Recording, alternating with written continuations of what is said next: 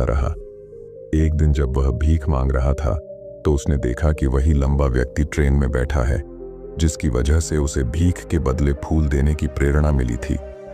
वह तुरंत उस व्यक्ति के पास पहुंच गया और भीख मांगते हुए बोला, आज मेरे पास आपको देने के लिए कुछ फूल हैं।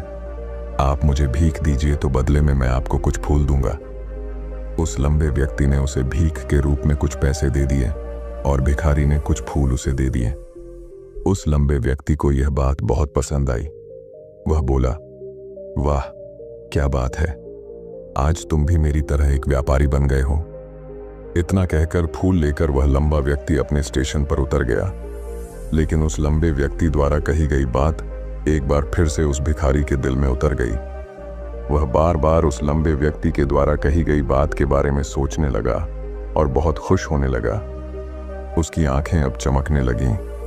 उसे लगने लगा कि अब उसके हाथ सफलता की वह चाबी लग गई है जिसके द्वारा वह अपने जीवन को बदल सकता है।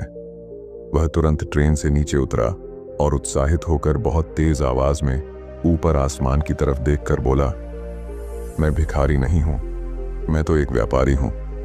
मैं भी अमीर बन सकता हूं। लोगों ने उसे देखा तो सोचा कि शायद यह भिखारी पागल हो गया है और अगले दिन से वह भिखारी उस स्टेशन पर फिर कभी नहीं दिखा। लेकिन 6 महीने बाद इसी स्टेशन पर 2 व्यक्ति सूट बूट पहने हुए यात्रा कर रहे थे। दोनों ने एक दूसरे को देखा तो उनमें से एक ने दूसरे से हाथ मिलाया और कहा, क्या आपने मुझे पहचाना? दूसरा व्यक्ति बोला, नहीं, क्योंकि मेरे हिसाब से हम लोग पहली बार मिल रहे हैं।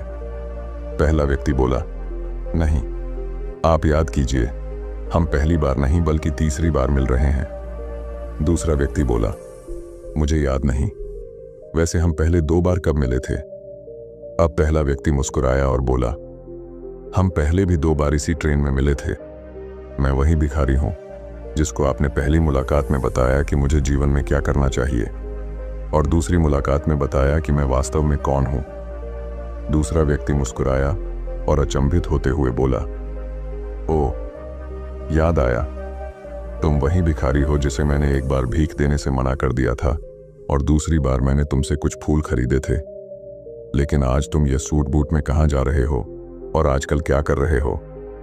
तब पहला व्यक्ति बोला, हाँ, मैं वही भिखारी हूं, लेकिन आज मैं फूलों का एक बहुत बड़ा व्यापारी हूं और इसी व्यापार के काम से ही दूसरे शहर जा रहा हूं।